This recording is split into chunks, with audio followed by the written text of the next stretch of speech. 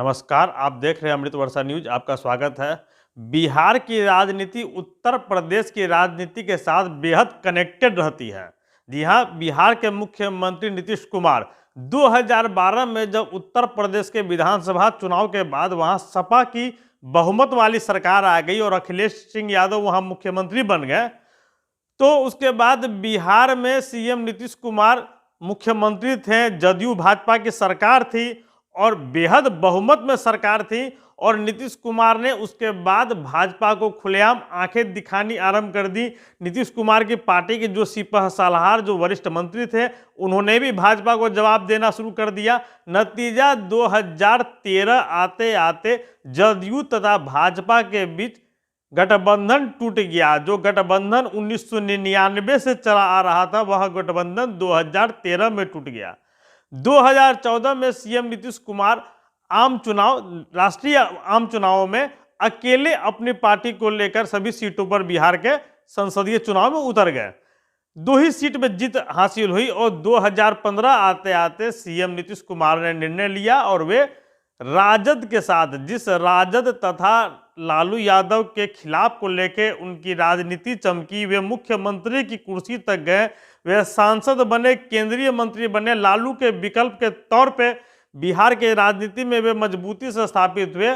उन्होंने लालू यादव के साथ गठबंधन कर लिया और 2015 में बड़े बहुमत के साथ सरकार आई महागठबंधन की, जिसमें राजद, कांग्रेस तथा जदयू थी। नीतीश कुमार फिर मुख्यमंत्री बन गए। 2017, जी हाँ, 2017 को समझना बेहद जरूरी है। 2017 में उत्तर प्रदेश में फिर चुनाव हुआ और यहां बिहार में फरवरी के बाद से ही पूर्व उप मुख्यमंत्री, जो बिहार भाजपा के सबसे सशक्त नेता तब माने जाते थे, सुशील मोदी, रोज प्रेस कॉन्फ्रेंस करने लगे। लालू परिवार की संपत्तियों का रोज खुलासा होने लगा। दिल्ली में रेलवे टेंडर घोटाले को लेकर सीबीआई सक्रिय हो गई। तेजस्वी यादव उस समय उप मुख्यमंत्री थे, उनके आवास पर छापा भी पड़ गया। चारा घोटाले को लेकर राजद अध्यक्ष लालू यादव पहले से ही रांची के दौड़ में व्यस्त थे। रांची में नियमित सुनवाई आरंभ हो गई चारा घोटाले की।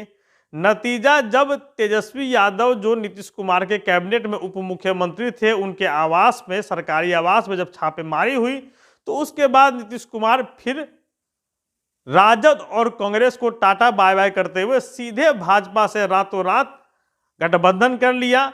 फिर से मुख्यमंत्री पद का उन्होंने शपथ लिया और सुशील मोदी उप मुख्यमंत्री भी बन गए। अब आ जाइए आप 2022 में। 2022 स्थिति कुछ ना कुछ वैसी ही दिख रही है। राजद के प्रदेश अध्यक्ष डॉक्टर संजय जायसवाल जदयू पे हमलावर होते जा रहे हैं। जदयू के प्रवक्ता, जदयू के कई मंत्री भी मोर्चा खोलकर बैठे हुए हैं। शराबबंदी हो, जातीय जनगणना हो, विशेष राज्य का दर्जा हो, सभी मुद्दों पर तीखी तकरार और नोकझोंक चल रही है।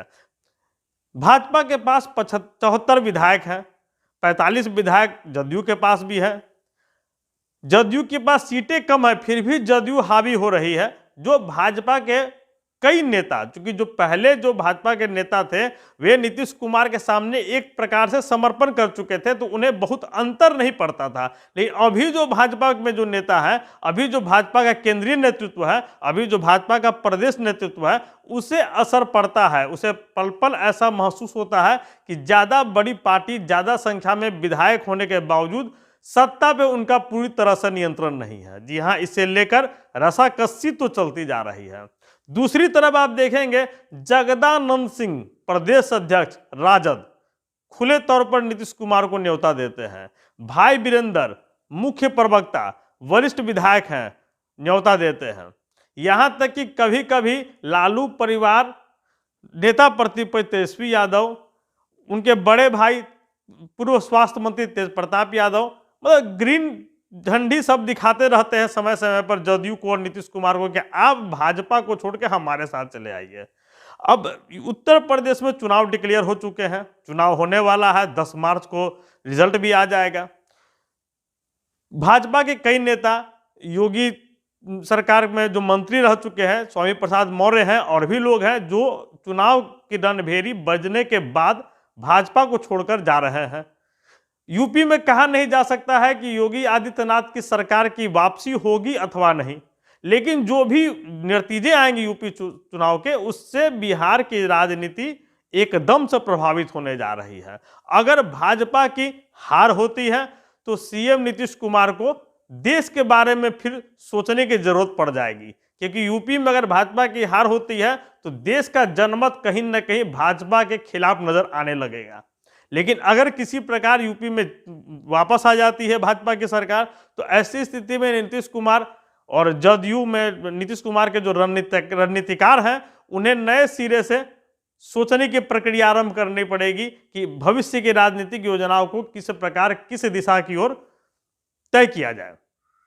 बहरहाल अगर यूपी में योगी आदित्यनाथ मेजोरिटी के साथ वापस आ जाते हैं, उनकी फिर से सरकार बन जाती है, बहुमत से के आंकड़े को पार कर जाते हैं, तो भाजपा जो बिहार भाजपा है, बिहार भाजपा की स्थिति मजबूत होगी। उसके बाद उन्हें फिर संजीदगी के साथ ऐसा लगने लगेगा कि 74 सीट आने के बावजूद हम 43-45 सीट वाले के सामने घुटना टेक के राजनीति क्यों करें। जो भी हो, सूरत हाल जैसे भी आए, जो भी नतीजे आए उत्तर प्रदेश के चुनाव के, यहां परिवर्तन की आसार बढ़ते जा रहे हैं। अगर भाजपा यूपी में जीत जाती है तो उसका असर भाजपा और जदयू के गठबंधन में पड़ेगा, और भाजपा अगर हार जाती है तब भी जदयू को भाजपा के लेकर कड़े फैसले लेने पड़ जाएंगे, क्योंकि राजद तो एक तरफ स्वागत करने के लिए तैयार बैठा है। और जब भी सीएम नीतीश कुमार को लगा है, उत्तर प्रदेश के चुनाव 2012 को देख लीजिए, 17 को देख लीजिए, सीएम नीतीश कुमार का मूड उत्तर प्रदेश के चुनावी नतीजों के बाद बदलता रहा है। ऐसे में देखना दिलचस्प होगा कि इस बार ऊंट किस करवट बदलता है, किस करवट बैठता है। अगर भाजपा मजबूती के साथ यूपी में वापस आती है तो बिहार में सीएम नीतीश कुमार के नेतृत्व को तुरंत चुनौती दी जाएगी, और अगर भाजपा उत्तर प्रदेश में विधानसभा के चुनाव में बहुमत से पिछड़ जाती है तो ऐसी स्थिति में सीएम नीतीश कुमार पूरे देश में फिर से अपने पुराने संघमुक्त भारत के सपने को साकार करने की दिशा में संभवतः चल पड़ेंगे। आप देखते रहिए अमृत वर्षा न्यूज। धन्यवाद।